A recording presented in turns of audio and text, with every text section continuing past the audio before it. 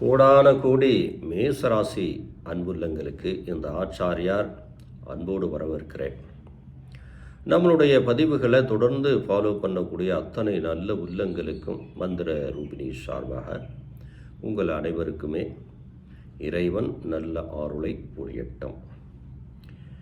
மேசராசி அன்புள்ளங்கள், ஒரு மனதில் ஒரு கேள்வி, என்ன போன வருஷம் அப்படி இருந்தது, இந்த வருஷம் எப்படி இருக்கும்? இந்த ஆண்டு பிறந்து ஒரு மாதமே ஆயிடுச்சு, 2வது மாதம் தொடங்கிருச்சு. ஆனால் நம்ம வாழ்க்கையில் ஒன்றும் நடக்கலை. என்ன தான் உண்மையிலே இந்த ஆண்டு நடக்கும்? சூரியன் ஆதிக்கத்தில் உதயமாக இருக்கிற இந்த ஆண்டு மேசராசி ஆணுக்கும் பெண்ணுக்கும் உண்மையிலேயே என்ன தான் இருக்கு, நமக்கு என்ன நன்மைகள் கிடைக்கும் அப்படிங்கிறத நாம் இந்த பதிவில் பார்க்குறோம். மேசராசி அன்புள்ளங்கள், ஒன்றை தெளிவாக தெரிஞ்சுக்குங்க. விரயஸ்தானத்துக்குள்ளே சனி இருக்கார்.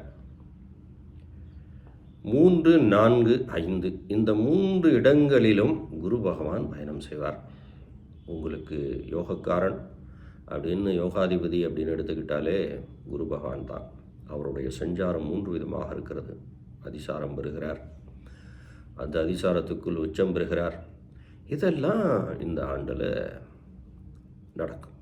இதுபோக இந்த வருடத்தின் கடைசியில் ராகு கேதுகள் இருக்கிறது.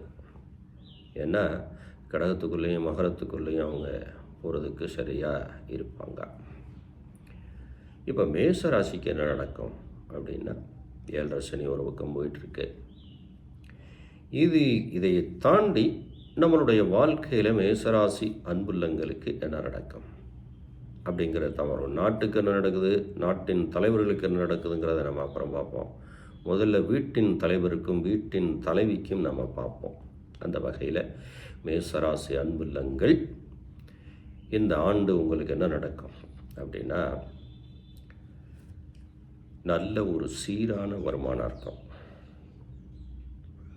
புதிய புதிய நட்புகளை பார்க்கக்கூடிய வாய்ப்பு இருக்கும். உறவுகள் வராதவங்க கூட வந்து பேச வருவான்.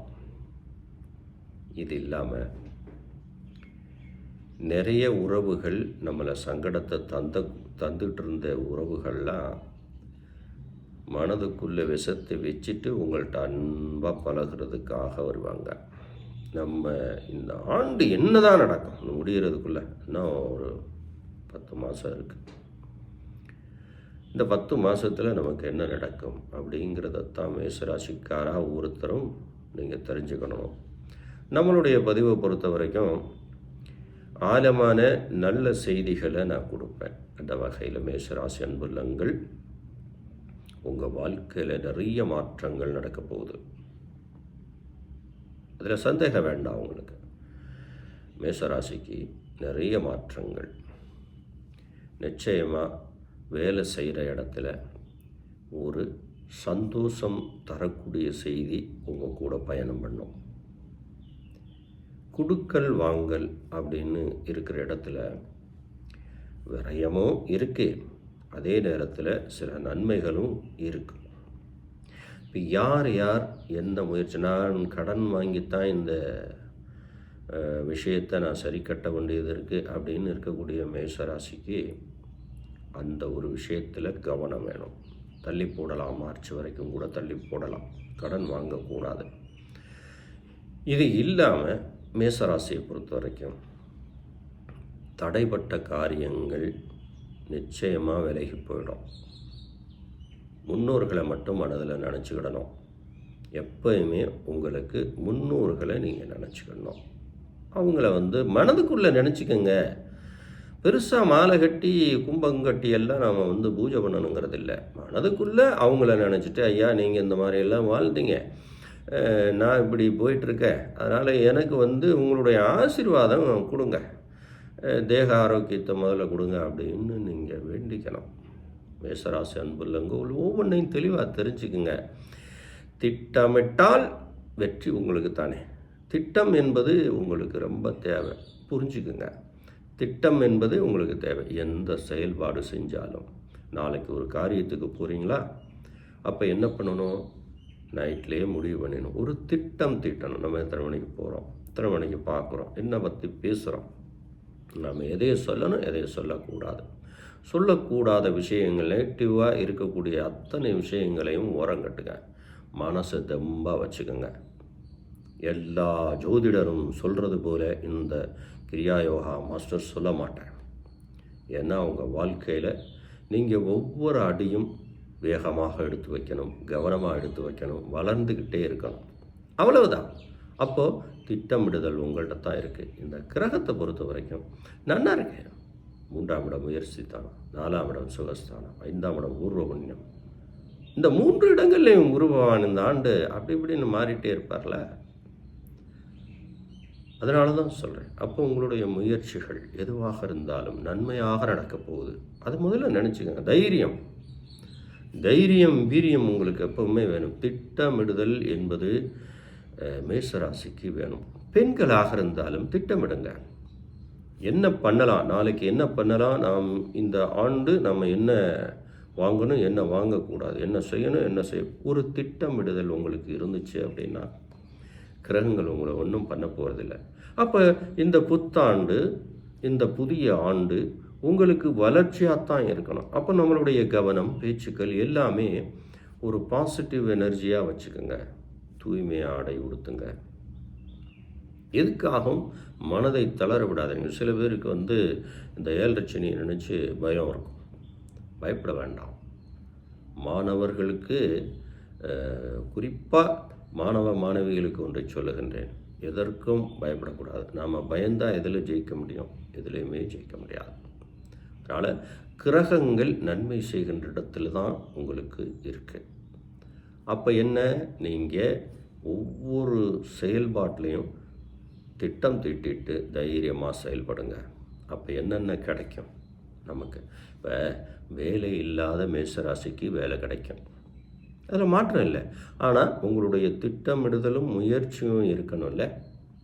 நான் வீட்டில் தூங்கிக்கிட்டே இருப்பேன், எனக்கு வேலை கிடைக்கணும்னா அது முடியாதுல்ல. வெளியில் நம்ம போகணும்ல. அது மாதிரி திட்டமிடுதல் ரொம்ப முக்கியம்.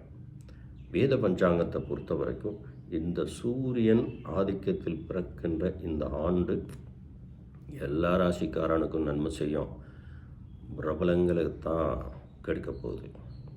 நாட்டுக்கு புது அதிர்ச்சி தகவல்லாம் இருக்குது. இயற்கை சீற்றங்கள் அதெல்லாம் இருக்குது. ஆனால் சாமானியனுக்கு இந்த சூரிய ஆதிக்கத்தின் பிறக்கிற இந்த ஆண்டை பொறுத்த வரைக்கும் மேசராசிக்கு உண்மையிலே நல்லா இருக்குங்க. யாருங்க சொன்னது? உண்மையிலே அற்புதமாக இருக்குது. என்ன கடன், பொதுவாக நீங்கள் நல்லா இருந்தாலும் நல்லா இல்லைனாலும் கடன் வாங்குறது தப்பு தானே. கடனால் நமக்கு எதுவும் ஆக போகிறது இல்லைங்க, இல்லையா? அப்போ கடன் என்பது எந்த கிரகம் எந்த மாதிரி செய்தாலும் நாம் கடன் வாங்குகிற இடங்களில் நாம் கவனமாக இருக்கணும். துஷ்டன் வர்றான் அப்படின்னா நாம் என்ன பண்ணணும்? அமைதியாக போயிடணும், இல்லைன்னா அவனை கடந்து போயிடணும். இதை ஒன்று நீங்கள் தெளிவாக திட்டமிடுங்க. மேசராசிக்காரங்க பட்டுன்னு கோவப்படக்கூடாது. கோபம் உங்களுக்கு அதிகமாக வரும். அதை செய்யாதீங்க. மொத்தத்தில் வீட்டில் உண்மையிலேயே தடப்பட்ட காரியங்கள்லாம் நமக்கு உங்களுக்கு இல்லாமல் போயிடும். அதே போல் கல்யாண காரியங்கள் நடக்கும், மாற்றம் இல்லை. ஆனால் விரயஸ்தானத்தில் சனி இருக்கிறதுனால அதீத செலவை உருவாக்குவார். ஆடம்பரமாக, அதாவது எப்படின்னா நாம் ஜிகுன்னு ஒரு ட்ரெஸ்ஸு வாங்க போகணும்னு நினைப்போம்னு வச்சுக்கோங்க. அங்கே இன்னொன்று பலன்னு இருந்தால் அதையும் சேர்த்து வாங்கக்கூடிய மனதை தருவார். அங்கே தான் நீங்கள் திட்டமிடுதலில் நீங்கள் கவனமாக இருக்கணும். இந்த ஆச்சாரியார் உங்களுக்கு என்ன சொல்கிறேன், யாரையும் நம்பாத, உன்னை மட்டும் நீ நம்பு. மேசராசி அன்புள்ளங்கள், சகோதர சகோதரிகள், உங்களை நீங்கள் நம்புங்க, உங்கள் திறமையை நம்புங்க. இந்த ஆண்டை பொறுத்த வரைக்கும் உங்களுக்கு இப்படி தான் இருக்குது. நன்மை தான் அதிகமாக இருக்கு. ஏன்னா இப்போ ரோட்டில் போகிறோம், ஒரு ரோடு கிராஸ் பண்ணுறோம், பார்த்து தானே கவனம் பண்ணணும். கிராஸ் பண்ணும்போது அதை தான் இந்த ஆச்சாரியார் சொல்கிறேன். ஒவ்வொரு செயல்பாடுகளிலும் கவனமாக செயல்படுங்க. கிரகம் உங்களை ஒன்றும் பண்ண போகிறதில்லை. அந்த வகையில் மேசராசி அன்புள்ளங்களுக்கு தடை இருக்காது. நிச்சயமாக பணவரவு சீராக இருக்கும். கொடுக்கல் வாங்கலை நிச்சயமாக தவிர்த்துருங்க. உறவுகளோட சந்தோஷமாக இருங்க. நிறைய ஆன்மீக பயணம் போங்க, அல்லது முன்னோர்கள் ஆசையோட குலதெய்வ வழிபாடு வச்சுக்கோங்க. இந்த மாதிரிலாம் வச்சுக்கோங்க. அதே போல் வியாபாரம் செய்யக்கூடிய ஆள்களுக்கு நல்ல லாபம் இருக்கு. வியாபாரம் செய்கிற கடைகளில் வேலை செய்யக்கூடிய தொழிலாளிக்கு மனதில் மகிழ்ச்சி இருக்கு, நிச்சயமாக இருக்கு. இதெல்லாம் நீங்கள் முதல்ல காலையில் குளிக்கிறீங்க, வேலைக்கு போகும்போதே என்ன பண்ணணும், இறைவா முன்னோர்களே எங்கள் கூட வாங்க அப்படின்னு சொல்லிட்டு உங்கள் கடமையை கண்ணும் கருத்துமாக செய்யுங்க. அப்படி செஞ்சீங்க அப்படின்னா நிச்சயமாக இந்த ஆண்டு உங்களுக்கு மகிழ்ச்சியை தரப்போகுது, பலவிதமான சந்தோஷத்தை தரப்போகுது. நினைக்கலாம், நிறைய நான் கஷ்டப்பட்டுட்டேன், நிறைய அதை பார்த்துட்டேன், எதை வேணாலும் பாருங்கள், இனியும் நீங்கள் தான் பார்க்க போகிறீங்க. நான் என்ன சொல்கிறேன்னா, இந்த ஆண்டை பொறுத்த வரைக்கும் எல்லா விதத்திலும் அதிகப்படியான நன்மை இருக்குது. ஒரு 10% வாகனத்தில் பயணம் பண்ணும்போது கவனம் தேவை, கொடுக்கல் வாங்கல் பேச்சு இருக்கும்போது கவனம் தேவை. திடீர்னு பேசிகிட்டு இருக்கும்போது ஒருத்தன் சூடாக பேசினான்னா நாம் அப்படியே இறங்கி போயிடுங்க. அவ்வளவுதான் நீங்கள் செய்ய வேண்டியது. மற்றபடி குடும்பத்தில் மகிழ்ச்சி, உங்கள் வீட்டில் எல்லா நன்மையும் நடக்க போகுது. உண்மையில் சொல்கிறேன், மகாலட்சுமி பலவித நன்மையை உங்களுக்கு தரப்போகிறா. மேசராசிக்காரர்களுக்கு பயப்படவே வேண்டாம், அற்புதமாக இருக்குது. எதை செஞ்சாலும் தைரியத்தோடு செய்யுங்க. மேசராசி அன்புள்ளங்களுக்கு இதே போல் ஒரு நல்ல தகவலை நான் அப்போது தருவேன். அதுவரை நன்றி நண்பர்களே.